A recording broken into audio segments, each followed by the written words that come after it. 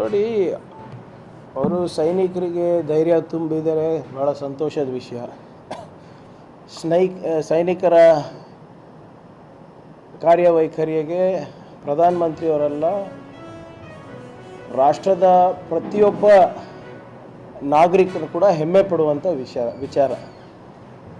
ಆಮೇಲೆ ಅವರಿಗೆ ಹೋಗಿ ಧೈರ್ಯ ತುಂಬೋದು, ನೈತಿಕ ಸ್ಥೈರ್ಯ ತುಂಬೋದು, ಅದು ಯಾವುದೇ ಜನಪ್ರತಿನಿಧಿ ಇರ್ಬೋದು ಅವ್ರ ಕೆಲಸ.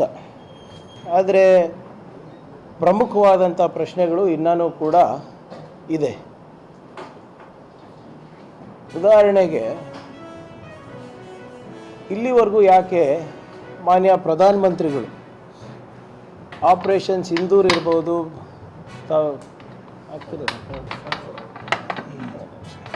इन्यार बरोबर इधर हाकबिಡಿ इंग्लिश आ जाओ. इसके बाद में इधर ही बोल देता हूँ मैं इंग्लिश में, टाइम ಇಲ್ಲ ಈಗ. ಬೇರೆ ಯಾರು ಬರೋರಲ್ಲ, ಎಲ್ಲರೂ ಇನ್ನೂ ಒಂದು ಎಕ್ಸ್ಟ್ರಾ ಒಂದು ಬೇರೆ ಬೇರೆ ಚಾನಲ್ ಇಟ್ಕೊಂಡು ಬಿಡ್ಬೇಕು. ಸುಮ್ಮನೆ ಯಾರೋ ಬಂದಿಲ್ಲ ಅಂದ್ರೆ ಅದಾದಮೇಲೆ ಇಂಗ್ಲೀಷ್ ಹೇಳ್ಬಿಡ್ತೀನಿ ಇಲ್ಲೇ.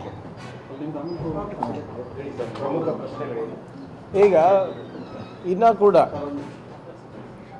ನಾನು ಹೇಳ್ದಂಗೆ ನಮ್ಮ ಸೈನಿಕರು ಮಾಡಿದಂಥ ಕಾರ್ಯವೈಖರ್ಯ ಏನಿದೆ ಅದನ್ನು ಇಡೀ ರಾಷ್ಟ್ರ ಮೆಚ್ಚುತ್ತಾ ಇದೆ, ಇಡೀ ದೇಶ ಮೆಚ್ಚುತ್ತಾ ಇದೆ. ಆಮೇಲೆ ನಮ್ಮ ಸೈನಿಕರಿಗೆ ಸ್ಥೈರ್ಯ ತುಂಬೋದು, ನೈತಿಕ ಧೈರ್ಯ ತುಂಬೋದು, ಇದು ಪ್ರತಿಯೊಬ್ಬರ ಕರ್ತವ್ಯನೂ ಕೂಡ ಹೌದು. ನಿನ್ನೆ ಹೋಗಿ ಪ್ರಧಾನಮಂತ್ರಿಗಳು ಸೈನಿಕರ ಸ್ಥೈರ್ಯ ಏನು ತುಂಬಿದ್ದಾರೆ, ಅದು ಅವರಿಗೆ ಶ್ಲಾಘನೆ ಏನು ವ್ಯಕ್ತಪಡಿಸಿದ್ದಾರೆ, ಅದು ಅವ್ರ ಜವಾಬ್ದಾರಿ. ಮಾಡಬೇಕು, ಮಾಡಿದರೆ ಭಾಳ ಸಂತೋಷ. ಆದರೆ ಗಮನಿಸಬೇಕಾಗಿರುವಂಥ ವಿಚಾರ ಏನಪ್ಪ ಅಂದರೆ, ಪಹಲ್ಗಾಮ್ ಅಟ್ಯಾಕ್ ಆಗಿದ್ದು ಏಪ್ರಿಲ್ 22. ಏಪ್ರಿಲ್ 22 ಆದಮೇಲೆ ಪ್ರಧಾನಮಂತ್ರಿ ಅವರು ಕಾಣಿಸ್ಕೊಂಡಿದ್ದು ಬರೀ ಬಿಹಾರ್ ಚುನಾವಣೆಯಲ್ಲಿ.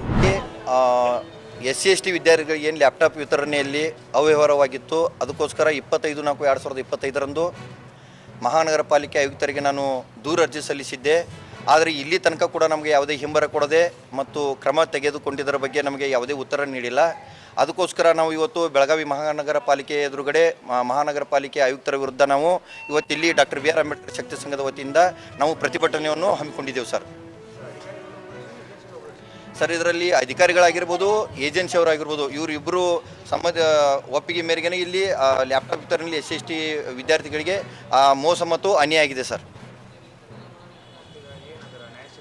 ಹೌದು ಸರ್, ಅವ್ರ ಮೇಲೆ ಕ್ರಮ ಆಗಬೇಕು. ಮತ್ತು ಇದರಲ್ಲಿ ಮಹಾನಗರ ಪಾಲಿಕೆ ಇದರಲ್ಲಿ ಯಾರ್ಯಾರು ಇದ್ದಾರಲ್ಲ ಅವ್ರ ಭಾಗಿಯಾದವರ ಮೇಲೆ ಕೂಡ ಸೂಕ್ತ ಕ್ರಮ ಜರುಗಿಸಿ SC/ST ವಿದ್ಯಾರ್ಥಿಗಳಿಗೆ ಏನು ಅನ್ಯಾಯ ಆಗಿದೆಯಲ್ಲ ಆ ಅನ್ಯಾಯವನ್ನು ಸರಿದೂಗಿಸ್ಕೊಡ್ಬೇಕು. ಅಲ್ಲಿ ತನಕ ನಮ್ಮ ಹೋರಾಟ ನಾವು ಕೈ ಬಿಡೋದಿಲ್ಲ ಸರ್.